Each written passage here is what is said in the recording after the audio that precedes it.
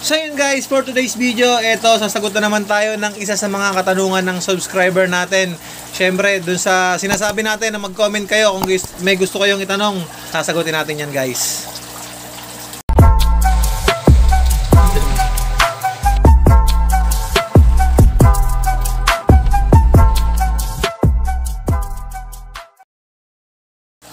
At ito na nga isa sa mga katanungan ng subscriber natin.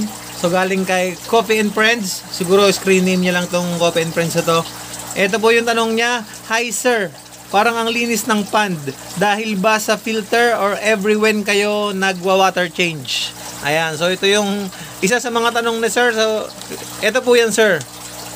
So yun guys, no, ito may isang nag-comment nga sa atin yan na ang linis daw ng pond. So yan, kita nyo naman talagang malinis yung pond natin. Pero guys, madumi yung ilalim na ito. Ayan, so ko-explain ko sa inyo yung madumi saka malinis yung pagkakaiba. So, ito yun guys. Kapag ka dinampot mo isa rito sa mga hides natin na to, ayan. Ayan, so makikita nyo yan kung gaano kadumi. Ayan, ang labo na ito guys. Ayan. Halos wala na kayong makikita dyan kapag ka binulabog nyo yung mga yan. Yan. So ganyan kadumi yung mga yan guys. Pero kapag ka crystal clear naman ang kulay niyan. Ayan. Kapag hindi nagagalaw. Nasabay mga nag-molt tayo dito na crayfish. Ito yan. Mga pinag-moltan. Ito mga balat.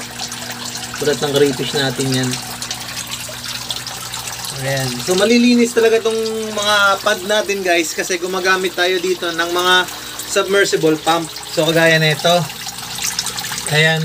So kung gusto niyo malinis yung mga pond nyo, gamit kayo ng submersible pump.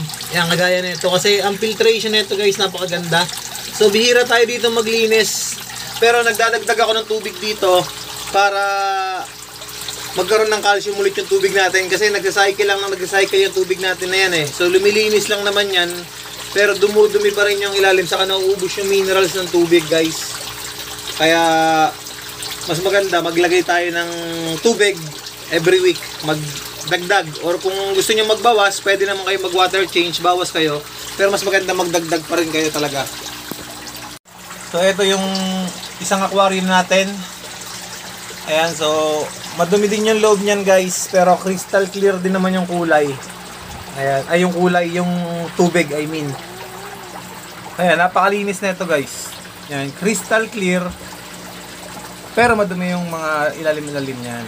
So, bakit ganyan? Kasi dahil yan sa filtration natin. So, eto yan. Gumagamit tayo dyan ng submersible pump papunta sa filter natin. Kaya nami-maintain natin yung mga magagandang quality ng ng tubig. Ayan. Ito yung pump na ginagamit natin dito. Ayan, kung mapapansin nyo. Maliit lang tong tank na to guys. Ayan, ang liit lang nito. Ayan. Pero na-maintain natin yung quality ng tubig dito.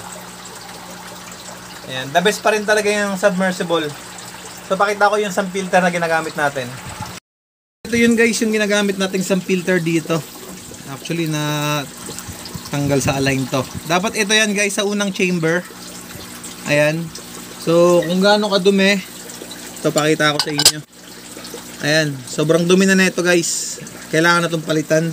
So ginagawa natin dito, hinuhugasan lang natin to. Tapos papunta dito para medyo malinis-linis na siya. So naglagay lang ako ng mga halaman dito. May laman tong mga filter medias guys dito. Ito mga azola yan. So kukunti na lang azola natin. Tapos babagsak yan dito guys. Malinis na yan. Papunta doon ulit sa pad na ginawa natin. Ayan. So yun yung PVC natin. Pababa. Papunta dito sa pad natin.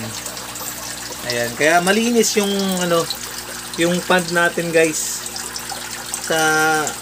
Ayan, nakikita nyo crystal clear siya. Ayan, kung ang tanong po ay madalas ako nagpapalit ng tubig, hindi po ako madalas nagpapalit, madalas po ako nagdadagdag. Kasi nag-evaporate po yung mga yan, yung mga talsik po ng mga tubig na yan sa gilid, sa pader. Nag-evaporate po yung mga yan, hindi na yan babalik dyan eh. So pag nag-evaporate, nababawasan yung pond natin. Kaya ginagawa ko, nagdadagdag na lang ako. So regular ako nagdadagdag, weekly nagdadagdag ako niyan. Eto, meron naman ako ditong setup na walang pump. Ang ginagamit natin dito, ano lang, air filter lang. Ayan. Kaya kung napapansin nyo, talagang madumi. Hindi siya crystal clear yung tubig niya. Kaya naglalagay lang tayo ng halaman dito. And lagi tayong may halaman kapag hindi malinis yung setup natin or hindi nagfi-filter ng maayos. Ayan. So ginagamitan lang natin ng air filter yan. Guys, kasi dito puro railings. Ayan, mga railings natin. Kaya hindi ako naglalagay ng pump dito kasi nahihigop sila. So simula nung pinagpag natin sila dito, kaya na yung pinakang tubig nila. Nagpapalit lang ako ng konti, mga 50%. Tapos dadagdag lang ulit ako niyan. Ayun. So, sir, sana nasagot ko po yung tanong nyo pagdating sa crystal clear na tubig natin. Yan, yung sa magandang filtration natin. Ayan, sana nasagot ko po yung mga tanong nyo. At kung may mga katanungan pa po kayo, pwede nyo pong i-comment sa comment section natin para pag nabasa ko po, gawan ko po ng video kagaya na itong mga ginagawa natin para maging aware na rin tayo kung ano yung mga setup na ginagawa natin o ano ba yung mas dapat para sa mga crayfish natin. Kaya kung kailangan ba malinis, kailangan ba may filter, kailangan ba air pump lang, okay na. So yun. So para masagot ko po yung mga tanungan nyo, i-comment nyo lang po dyan. Ayan. At syempre po, kung bago ka lang sa channel natin, ayan, so paki-subscribe nyo na po yung channel natin para na-update ko kayo tuwing gagawa ko ng mga video tungkol sa pag-aalaga ng mga lobster. At syempre sa mga stocks natin, available po tayo ng trio talaga. Ayan. So sa mga gusto mag-try ng crayfish farming, ayan, PM nyo lang po ako or message nyo po ako dyan sa number ko, Messenger or Viber. Ayan, sasagutin ko po yung mga tanong nyo dyan, mga inquiries nyo dyan. Kaya sa mga gustong mag-alaga, ayan, PM lang po.